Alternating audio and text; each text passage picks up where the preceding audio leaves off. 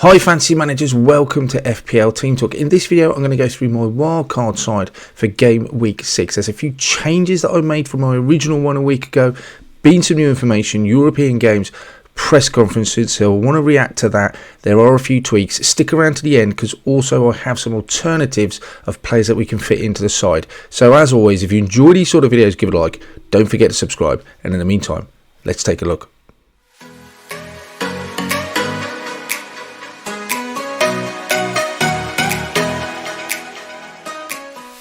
Before we launch into the wildcard side and have a look at it, I do want to just try to dissuade you from using your wildcard if I can. I've put my side on the screen as an example. Now, all wildcards are going to be completely team dependent, so it just may be the right time for you to do it. But no side is going to be absolutely perfect for any given game week. My side on screen, when I've actually stacked it up against the wildcard side, there's just one player, surprise surprise, Erling Haaland, that makes it into that wildcard side. But that doesn't mean that my side isn't good enough for game week 6, and I'm pretty pleased with the way it's looking, and this is before I've got 2 substitutions to make. I've got some decent fixtures. However, you may have some players that you're worried about. There may be a Ben Chilwell that we don't know. We know Stepinian's threatened as well with his position potentially. Arsenal's fixtures look a little bit harder than they were. You may want to jump on Villa players, and Newcastle's have turned. So there's lots of issues. Chelsea misfiring. You just may want to get rid of a lot of these players and feel that wildcarding now is going to be the right thing to do to get the most points in the long term. Just remember, for my side, it will undoubtedly score less than a wildcard side that will come into force for game week 6. But in game week 8 and 9, you will not then be able to jump on that Liverpool. It will be more difficult to jump on those Liverpool players, perhaps if the fixtures turn. Tottenham's look again quite good as well, and Aston Villa's. So I will be in a better position then. I don't feel that in the long term I'm going to benefit from a wildcard now, but you may feel you are, and that's entirely down to your team and how it's set up. So that being said, let's take a look at it. Let's start off with our goalkeepers then, and in goal I've gone for, I think the obvious choice is Areola at 4.1. He is playing for a West Ham side that isn't being particularly good in terms of keeping clean sheet, having a decent season. The fixtures don't look great, I'm not really selling him straight away here, but 4.1, he's a very cheap playing goalkeeper. He's got to come in as backup to who I think is a decent choice, which is Flecken at 4.5. Now, he's played 5 games, kept two clean sheets. Their XGA is pretty decent in terms of conceding goals, and the next 2 fixtures look great. The only thing I don't like about doubling up with Flecken and Areola, yes, they do have, they're both playing goalkeepers, but when you look at game week 8, it doesn't look great. They both have a tricky fixture, so you have to toss up between that. The only other one that would come into consideration later on, I think, would be Raya playing at Arsenal. I do like him, but at the moment, I don't think I would go for him, just on the basis that I'm not 100% convinced he's number 1 ahead of Ramsdale. But if that situation did change and it looks like that he is, then yeah, that would be a nice 4.5 keeper to have in that Arsenal defence. A very good defence. Flecken at the moment, though, gets the nod for me. If you're wildcarding this week, I think those 2 decent goalkeepers, good fixtures coming up, they get the nod for me. As well as those goalkeepers, I'm also going to go for Kieran Trippier, 6.5 million. He's not had many happy returns so far, but what I will say, he's still a bonus points king. Clean sheet in the last game against Brentford, so that certainly helped him, and he kept up 2 bonus points as well. He didn't even have an assist or goal or anything, and last year he was averaging over a point per game in terms of bonus points, so that bodes really well. Fixtures look really good for Newcastle moving forward, and I'm pretty convinced on that Newcastle defence, so much so that I would be bringing in Botman as well. I'm happy to double up on that Newcastle defence. I'm not convinced, as others are, that Shah is worth the extra money. I may be proved wrong over the longer term, but 0.29, he still has a similar sort of goal threat going forward from set pieces. Maybe Shah has more from open play. Feels that Botman is a little bit more nailed on. It feels like Shah would be more likely to be rotated and are not likely to have the opportunity to rotate in the Champions League as it is anyway with such a tough group. But Botman for the price as well, 4.6, he's got to come in. Could consider Dan Burn if money was that tight for you. But with this side, as you'll see, you have got a little bit of wriggle room. But Botman and Trippier look really good. The only one, if you're unhappy to go for Newcastle, which we will talk a little bit later, is maybe Gusto for the next 3 fixtures. Lucas Digne 4.5. If you've been playing FPL for a number of seasons, you'll know what a good asset he was at Everton. And in this season so far, he's got 3 assists already in 5 games. Got a whole load, I think, in Europe as well when they beat Hibs. And these fixtures look pretty decent moving forward. Next couple of games, he wouldn't necessarily have to start, I don't think. But after that, the fixtures look really tasty as well. If he keeps his place on that left-hand side, he could be an absolute brilliant differential for you at 4.5. I really like Lucas Digne. Kyle Walker, pretty cheap way to get into that Man City defence. The best defence in the league. Currently, his XGI, not going to be great. You're never going to get much goal threat from Kyle Walker. Next 2 fixtures look great, but I would be happy to pretty much play him. If I had to play him against Arsenal away, I would. But the rest of the fixtures look decent. They've always got a chance of a clean sheet, Man City. 5.2, looks pretty nailed. Yeah, I'm happy to go for him. You could, if you want to spend extra money, go to Diaz. Maybe that gives you a little bit of extra security. But at the moment, it feels like Kyle Walker is one of the first names on the sheet. The other one's a little bit more out of left field, but Palace do have some really nice fixtures coming up. And the cheapest way, with enough goal threat, I think is Tyrick Mitchell. 2 of the fixtures look quite difficult away at Man U and Newcastle. Not sure I'd play him in those games, but Fulham at home and Forest at home look pretty decent. Already picked up 1 assist this season. 4.5. I think he's a really good option. Moving into midfield then, he may be an unpopular choice, but his underlying stats are still really good. He's underperforming in terms of his goals and assists. I just wonder, with these good fixtures coming up, and now they've got a recognised striker playing up front and Rashford returns to the left, whether that's going to help Bruno's output as well. Burnley away and Palace at home, then Sheffield United away looks really good fixtures, and you wouldn't bet against them playing against scoring against Brentford either. Even though they aren't particularly performing well, they are still scoring goals, and those underlying numbers look good. And it's not like we don't know that Fernandes is a really good player, or even Rashford, which we'll see as well.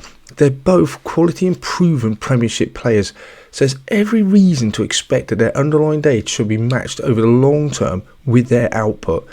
Unlike maybe when you look at a Jackson who just come in and his underlying data looks great and he's getting the chances, you're not sure he's pre-improved at this level. Is he going to match those figures? We know with Rashford and Fernandes, over the course of time, they will. And those fixtures give them every opportunity. So I am absolutely happy. If I was wildcarding, I'd have no hesitation with those fixtures to bring in Rashford and Fernandes. I'd also be looking to bring up Diaby. Now, he wouldn't play automatically, but Villa's fixtures, as we've seen with Digne, do get nice later on. And this is kind of hedging my bets or banking on not having to wildcard later on. If I'm wildcarding now, I do want some Villa players in because their fixtures look so good. And Diaby's been brilliant so far. I wouldn't mind playing him at home to Brighton because I still think there's goals for them there. Away at Wolves, West Ham, look good fixtures for them to score as well. Diaby's been brilliant. He's the pick of the bunch in terms of that midfield. And I think I'd much rather play him than Ollie Watkins as well. Raheem Sterling, I know he's going to be another one that's controversial. I think the next 3 fixtures absolutely comes in. He has been, if anything, their sort of focal point, their star performer, even though they haven't been performing very well. He's pretty much nailed in that Chelsea side. Fixtures look good, underlying numbers look good. 2 goals. He's very unlucky that Jackson perhaps should have scored a couple of goals and given him assists. Free kick on the side of the bar, unlucky as well, just inches away from getting a return there. Every reason to think if you stick with him, given again that he's got a great track record and a proven Premiership quality, that he will match his underlying stats. So for me, Raheem Sterling is one that I would definitely keep faith with. In Burma, I just don't think we can ignore him. He's a great start to the season. His underlying stats are great. Again, fixtures at good. Everton at home, Forest away. Doesn't really get much better. Burnley away as well as a decent fixture. On pens, nailed. What else do you want to know? He's 6.8. He looks just brilliant value. He's to get on. Haaland, I don't think I need to go much further than just say his name really. He's got all the points he's got. It doesn't even matter what fixtures he's got. Captaincy, armband, everything. Haaland's in. Alongside him then, I think you do have to go for Alvarez. He looks decent. He's actually gone up in price since we put this up. So he's now 6.9, I believe. Great fixtures. Again, Pep's come out and said all these good things about him. He is overproducing. That's my only concern, and that's strange thing to say that he's overproducing in terms of his XGI. It's actually getting more. You'd expect a drop off at some point, but at the moment with Silva out, Grealish not fit, you do think Alvarez is pretty much nailed in that Man City side, and that feels like a dangerous thing to say. But for me, up front as well, and not listed as a midfielder, just even better with the lack of striker options. 6.7, 6.9, he has to come in. Purely in terms of money saved, and he is playing Cameron Archer. I don't think he'd get many games for us, but 4.5 as a playing striker up front, it's a bit of a gift in terms of FPL. He has to come in. And this is the way the side would look. Now, I do have some wriggle room in terms of money here as well. So 97.3 is what it comes up with. We did talk about if you didn't want to double up on that Newcastle defence. No issues in terms of going for someone like Gusto. I think he will be safe playing right back because Reece James looks like he's not even in full training yet. So up until the next 3 or 4 weeks, I think Gusto will get the fixtures. And after that, Chelsea's good run of fixtures will end. And he wouldn't want him anyway, so Reece James coming in wouldn't matter. It would just be a case of having to move him out or putting him on the bench. But this side looks good. The one thing that you could consider is Mo Salah. I absolutely think he's a player definitely going to want to bring in for game week 9. I'm in no rush to bring him in at the moment. West Ham at home, Tottenham and Brighton don't look like fixtures that I particularly feel like he's going to be exploding. But Everton at home, and after that the fixtures are great. He's just been brilliant. Look at those underlying stats. We just know how good he is. It feels like he's dropped off a little bit, but that's only because of the high standard that he set previous to FPL. But he's still one of the highest scoring points. And when those fixtures look good for Liverpool, we know that he can score against anyone. But the next 3 games, if you want to bring him in, I'm going to show you a way how to get to him in a minute. But it doesn't feel like you need to bring him now for me. The other one you could do, have a punt on as well. So if you want to, you can go Carlton Morris. I think if you went from Archer to Morris, that would block your Salah move depending on how much money you got. But the double game week does look kind of tempting. Wolves at home isn't a bad fixture as well, but it doesn't get much better than Everton away and then Burnley at home. So I can totally get that. On pens, nailed. He's the main man for Luton. I did want to talk briefly about Arsenal. Saka's got great underlying stats as well. He is quite hard to get inside when you consider if you want to get Salah at a later date. For me, it's just not the time with those fixtures to be bringing in an Arsenal player. I do have 2 on my current side. Tottenham at home, I don't mind holding Odegaard and Saka for that. Both could potentially be taking the next penalty. Then you've got Bournemouth away. That's absolutely fine. Man City at home, Chelsea away. Their defence has been pretty good. I'm not in a rush to get rid of them, but I wouldn't be bringing them in either. So for the wildcard, I'll be just happy to put them aside for the next 4 games. And then finally Son. Bit frustrating. He is definitely going to be of interest to you, but not for those next 2 games. Arsenal away, Liverpool at home. Couldn't talk about the high lines all you want, but those are just not the fixtures that I would be targeting. Luton away, Fulham at home, absolutely, he can come in. But you would have the issue, I think, if you're going to bring Salah in, which most of us are going to want to do.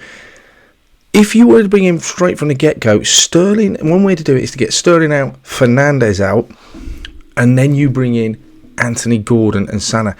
You've got to save the money and make the sacrifice elsewhere. Gordon looks like the cheapest 5.5 that I would go for. He's worried. His minutes are a little bit of a concern. If you wanted to downgrade Trippier, you could do it that way, or move from Walker to Augusto. That would give you a little bit more money. I would prefer to keep Rashford over Fernandes. That would be my choice. Gordon's underlying stats look great, and he looks like he has that left-hand side of that Newcastle midfield as his own.